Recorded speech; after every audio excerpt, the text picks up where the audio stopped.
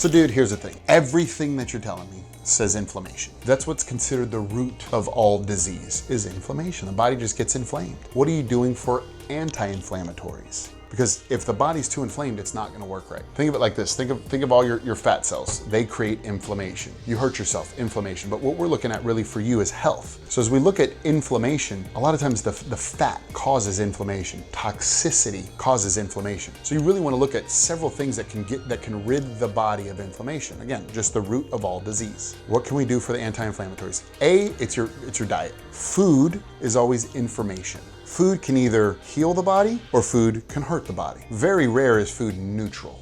What we need to do is look at more foods that can help the body. You look at like pH balance, the alkalinity to acidity. We want more alkaline foods. Most of our patients, when we get our blood or our urine analysis, most of them are toxic. They're in the acidic realm. When we look at blood, we look at the uric acid levels. Acidity sets in. I don't care if you eat the worst diet, I don't care what supplement you try and take. It's not gonna work. Whole food supplement can't fix a poor diet. Working out can't fix a poor diet. That's where you see people at the gym all the time and they're going, but I work out. You've worked out for how many years? Nothing's really changed, but you're killing yourself every day, 5 days, 6 days a week. What's not working? What does working out do?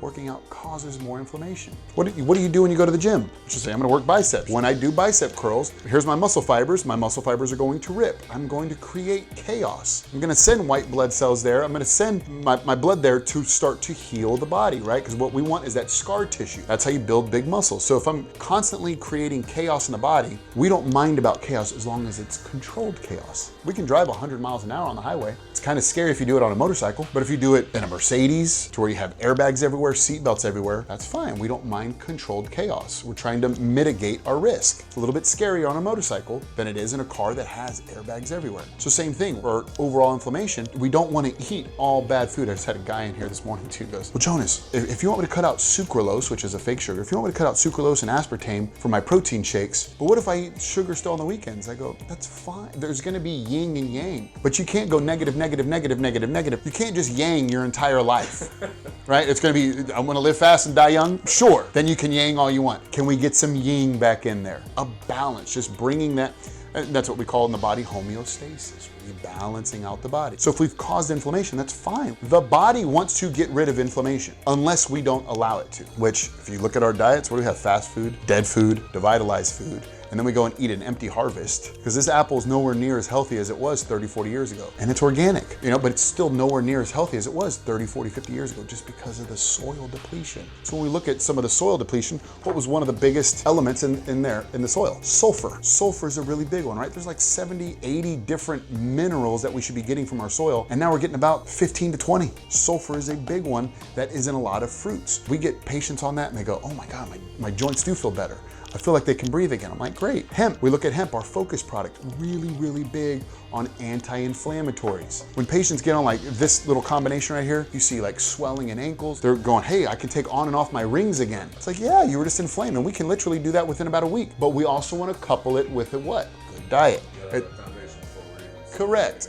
Or else I'm gonna lie to you, and that's what people do. They go, I want somebody to lie to me. Let me go to GNC. Let me go to Vitamin World or Vitamin Shop. You pick your favorite supplement store. And that's what the 18-year-old, 20-year-old behind the shelf is gonna talk to you about and go, oh yeah, this is our popular product. Okay, great. And then somebody takes it and they go, maybe I feel a little bit better, right? That placebo effect sits in and goes, okay, I'm 30% better because I'm taking this. When we can fix the protocol of food that you're putting into your body, that is step one. People don't understand that. In functional medicine, we focus on a 3-step system. Detox the body first, then rebalance the body, then we can build the body. But patients or clients go to those vitamin stores, those supplement stores, and they're dirty as heck. And they're going, how can I build? We can give you a B12 injection. Some patients go, I didn't feel anything. Well, no joke, because if you have about 100 of these lying around the body, you tell me what 1 ml is gonna do of B12 versus 100 pounds of this. This is 1 pound. Yeah, when patients come in there 50 pounds, 70 pounds, 100 pounds overweight, I'm going, hold on. We can't just go into building. That's not smart. There's not a real protocol for it. What do we want to do? We want to detox the body. What do we need to detox? The inflammation out. Then we can rebalance the body. The hormones, the amino acids, the antioxidants, your pH levels. Remember, alkalinity to acidity. Then we can rebalance everything. As your body will do that together,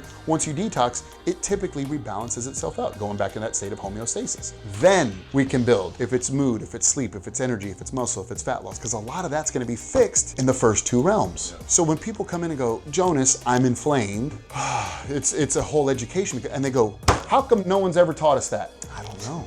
There's a lot of things they haven't taught. How come they haven't taught you how to balance a checkbook? How come they haven't taught you, how to invest? Just the whole thing about pH in the water is new to me. What does pH stand for? Potential hydrogens. What creates the hydrogen? More elements in the body. This is a big battle against pH water. But the gut is a 3.5 acidity. Yes, the gut is 3.5 because it needs to break the foods down. The gut doesn't want stuff that matches it because then it can't really break the foods down. Why do we have it high pH? All high pH means is that you probably have sodium, potassium, calcium, magnesium in there. It just means you have minerals. It means you have potential hydrogens in there. So as we can get those potential hydrogens, get it in the water, because guess what people are drinking? Pepsi water and the Coca-Cola water, and that doesn't work. They completely filter everything out. That's fine, they filter out the bad, but guess what they also filter out? The good. You tell me, do you want distilled water, dead water, reverse osmosis water, or do you want water that has nutrients in there, right? Where else do we get hydration from? Fruits and vegetables. Why is it that American Cancer Society says we should have 9 to 12 servings of fruits and veggies? Because they're not as powerful as they used to be. Again, what does all this yield to? Let's go back to where we started.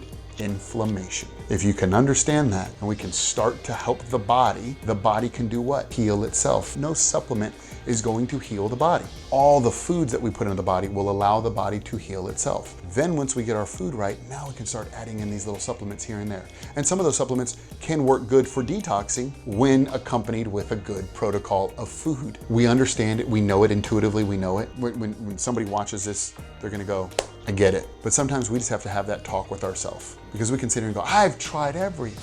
What have you tried? Have you tried buying boxed stuff, frozen stuff? Go get real foods. Again, those are gonna be the healthiest. That compared to fast food. Now I'm still gonna say, this isn't all that we need. That's why we need 9 to 12 servings.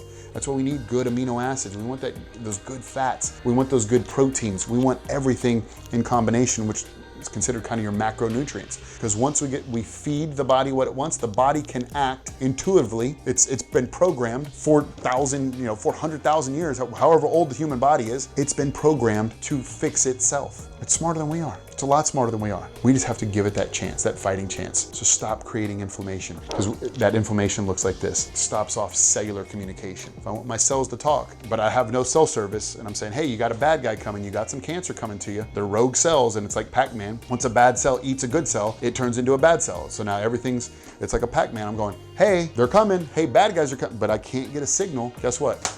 Those guys are going to turn into rogue cells. Don't allow destruction to happen in the body. Have that cellular communication. And that's why we use certain protocols of supplements to flush the body out.